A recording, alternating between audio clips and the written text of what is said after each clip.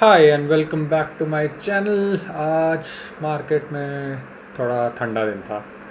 सो Trump की victory के बाद एक्सपेक्ट कर रहे थे बाइंग आएगी, बट ऑब्वियसली जो आप एक्सपेक्ट करते हो हमेशा वो होता नहीं है। तो selling continues and there are some surprising numbers from yesterday as well. But कल मार्केट ऊपर था, आज फिर से डाउन। तो फेड का मीटिंग भी है आज रात को। इंटरेस्ट रेट्स डिसाइड होंगे आज कल में, तो उसके बाद आई थिंक नेक्स्ट वीक में थोड़ा ज़्यादा क्लैरिटी आएगी। So let's see how it did today. So अगर हम फ्रंट लाइन इंडाइसेस देखें तो जैसे मैंने कहा 1% डाउन, निफ्टी 500 भी ऑलमोस्ट वन। बैंकिंग ठीक था थोड़ा, आईटी भी।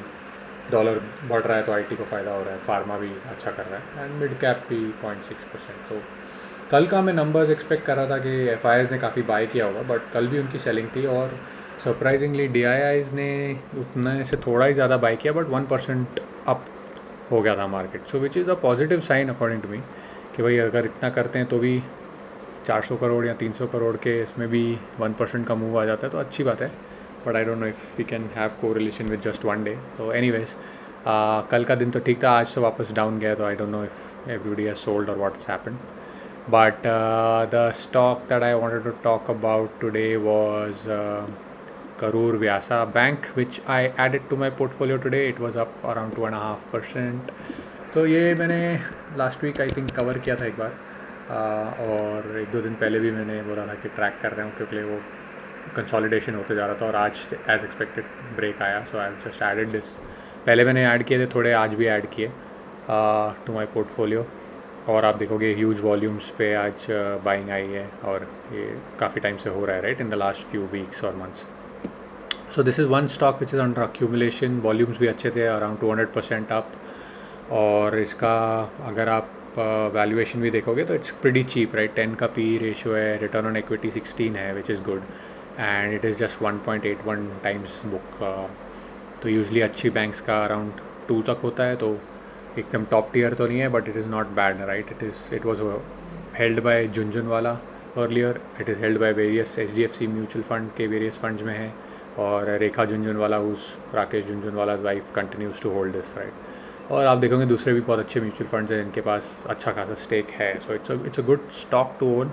अभी भी रीजनेबल वैल्यूएशंस पे है, and if you think it's worth buying you might also add it to your portfolio. इतना वॉलेटाइल नहीं रहता है। आज भी इतनी बाइंग के बाद भी इट्स अराउंड 2-2.5% ही बढ़ा, राइट। सो ये एक है कि स्लो एंड स्टडी चल, अगर आपको एक स्टॉक चाहिए अपने पोर्टफोलियो में, specially from the banking sector जहाँ पे भी मूवमेंट मैं एक्सपेक्ट कर रहा हूँ over the next 6 to 9 months, this would be a good play according to me.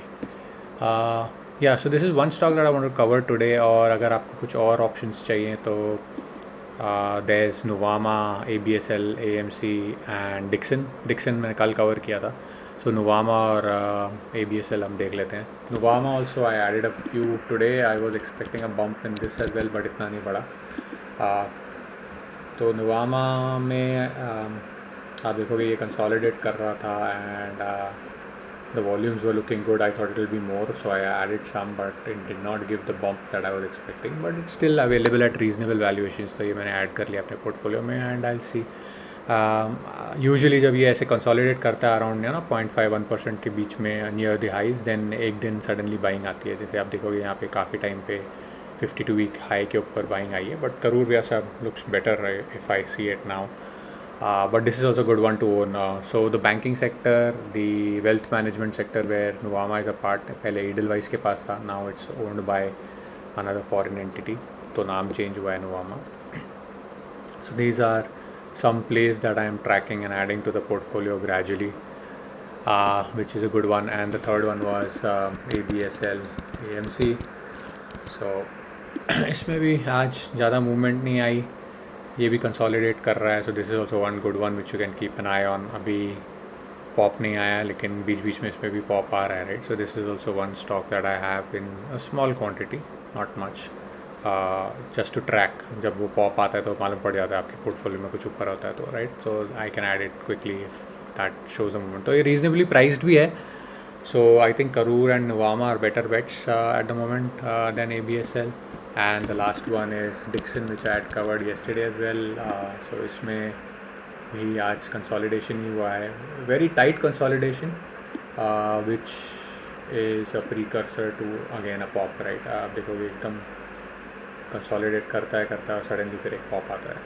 सो अभी ये कितना टाइम कंटिन्यू करेगा पता नहीं, but it's almost near the highs, right? तो ऐसा होता है कि सेलर्स जो हैं वो सारे एब्जॉर्ब होते जाते हैं और सडनली कोई सेलर नहीं होता, तो फिर अगर फंड्स को बाय करना है तो they have to bid it up to buy it. So volumes ठीक थे आज, इतने बड़े नहीं, but this is a risky one. As I said yesterday, it's at a P of 125, and till the growth continues it can move, but once it stops then the fall will be very severe, right? So yeah, this is all I wanted to cover today. Let's see how the Fed meeting goes tonight and how the market reacts both in the US and tomorrow in the Japanese and Indian markets. So आज के लिए इतना ही. I'll see you guys in the next one. Yeah, don't forget to subscribe. Thank you. Bye bye.